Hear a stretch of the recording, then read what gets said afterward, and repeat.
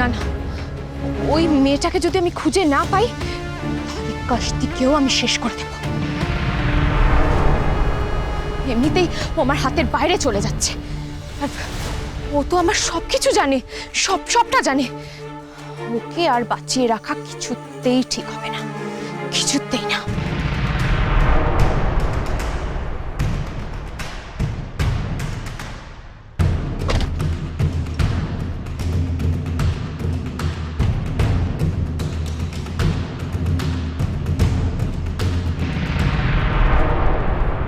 তুমি কাকে মেরেছো সেটা আমাকে জানতেই হবে জাহ্নবী।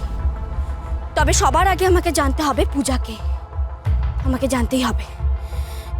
একবার যদি আমি পূজার বাবা মায়ের কাছে পৌঁছতে পারি তাহলে তো আমার কাছে সব কিছু একেবারে দিনের আলোর মতো স্পষ্ট হয়ে যাবে। কিন্তু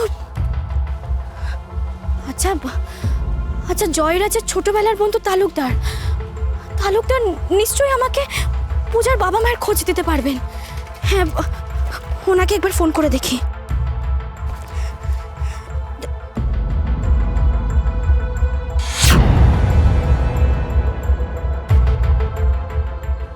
ফোনটা সুইচ অফ হয়ে গেল, এক্ষুনি চার্জটা শেষ হতে হলো।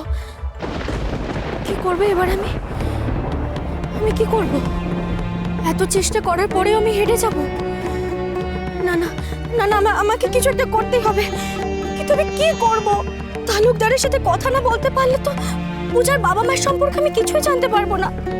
কি করব আমি ঠাকুর, আমি কি করব? আমি কিচ্ছু বুঝতে পারছি না কি করব। না না না না, এত অস্থির হলে চলবে না। আমাকে কিছু একটা উপায় বের করতে হবে, কিছু একটা উপায় বের করতেই হবে।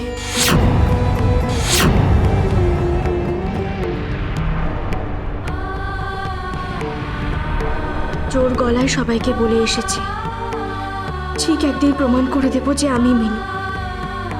কিন্তু পূজার সম্পর্কে জানতে না পারলে সেটা তো সম্ভব নয়।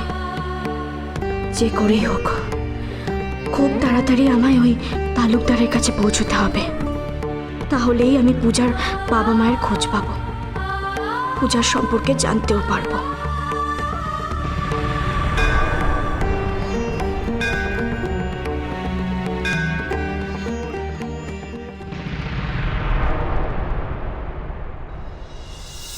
পূজা, পূজা প্লিজ বেরিয়ে এসো। পূজা, এবার কিন্তু ব্যাপারটা এক্সট্রিম হয়ে যাচ্ছে। মিস্টার মিত্র, আপনি এক্সপেক্ট করেননি তো, সেটাই স্বাভাবিক।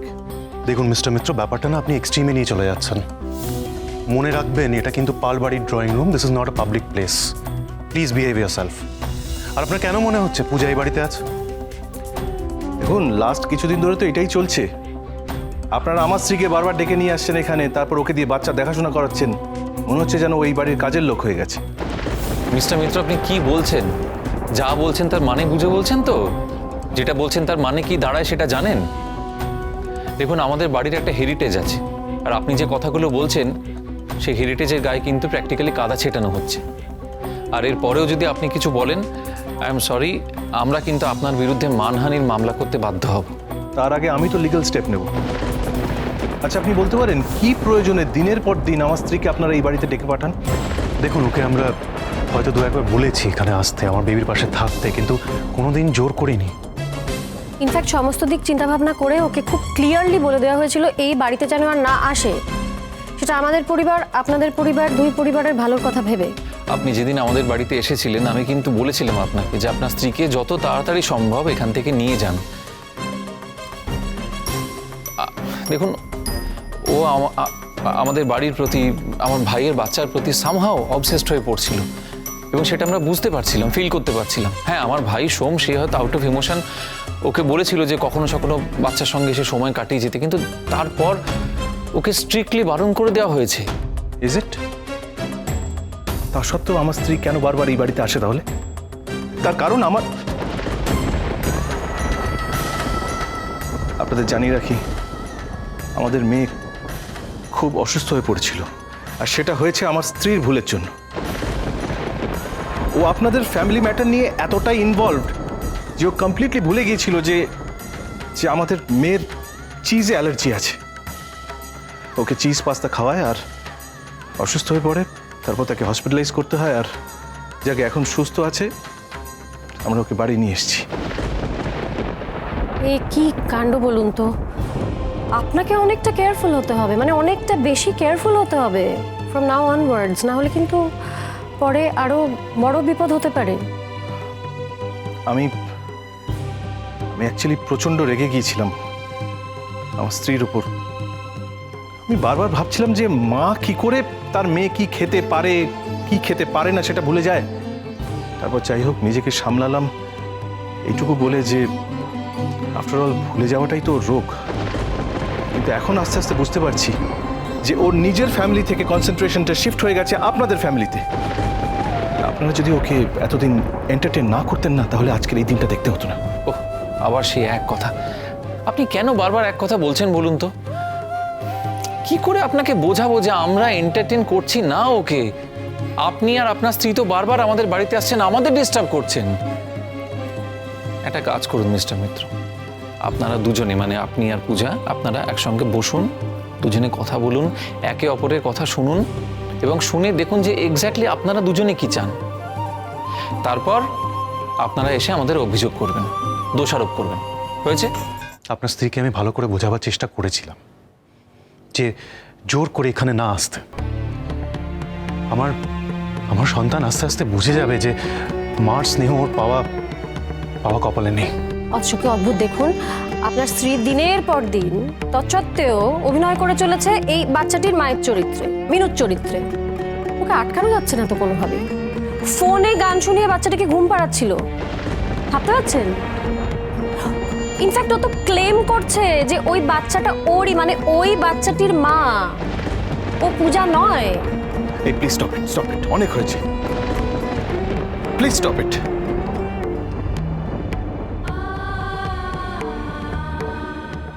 কোনোভাবেই বলতে চাও না পূজা আজ এসেছিল, ঝামেলা বাড়তে পারে।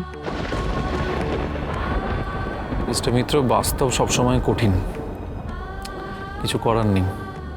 আমি এই জন্যই আপনাকে বারবার বলছি যে আমাদের সঙ্গে কথা না বলে, আমাদের সঙ্গে কথা না বাড়িয়ে আপনি নিজের স্ত্রীর সঙ্গে ভালোভাবে একবার কথা বলুন। মিস্টার পাল, পূজা কোথায়? প্লিজ বলুন পূজা কোথায়? আমি ব্যাপারটা আজই এখানে শেষ করতে চাই।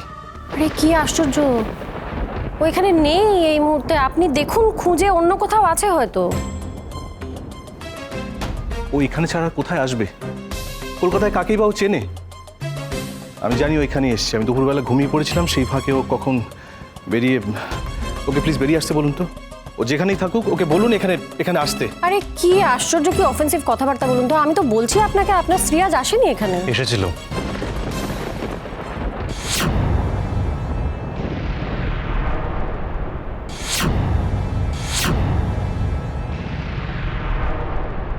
ও এখানে এসেছিল, কিন্তু আমরা ওকে ইমিডিয়েটলি বলেছি এখানে থাকতে না, এখান থেকে চলে যেতে। বারণ করলাম তাও শুনলো না। নিজেকে সত্যবাদী প্রমাণ করতে গিয়ে আমার সম্মানটা একেবারে মাটির সঙ্গে মিশিয়ে দিল। কি বলছেন বলুন তো আপনারা? এই বললেন পূজা এই বাড়িতে নেই, আবার বলছেন পূজা এই বাড়িতে এসেছিল। কি বলতে চাইছেন আপনারা? ক্লিয়ারলি বলুন কোনটা সত্যি। দুটোই সত্যি। দেখুন, পূজা এই বাড়িতে এসেছিল, কিন্তু আমরা ওকে ইমিডিয়েটলি বলে দিয়েছি এখান থেকে চলে যেতে, আর স্পষ্টভাবে বুঝিয়ে দিয়েছি যাতে ও যেন এই বাড়িতে আর না আসে। সেটা কতটা বিশ্বাসযোগ্য? দেখুন, বিশ্বাস করা বা না করা সেটা আপনার ব্যাপার, এটাতে আমরা হেল্প করতে পারবো না, কিন্তু ফ্যাক্ট ইজ আ ফ্যাক্ট, তাই না? এখান থেকে কোথায় গেছো সেটা আমরা কি করে বলবো? দেখুন আপনারা কিন্তু একটা নোংরা খেলা খেলছেন। এটা আমি আর অ্যালাউ করব না।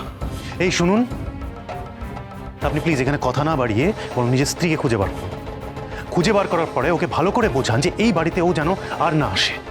ও যদি শোনে ভালো, কিন্তু যদি না শোনে তাহলে ইমিডিয়েটলি একটা সাইকিয়াট্রিস্টের সাথে বসিয়ে ওকে বোঝান। আপনি আসুন। I'll see you. এরপর কিন্তু আপনাদের সবাইকে আমি দেখে নেব। মনে রাখবেন, আপনাদের সবাইকে আমি কিন্তু দেখে নেব।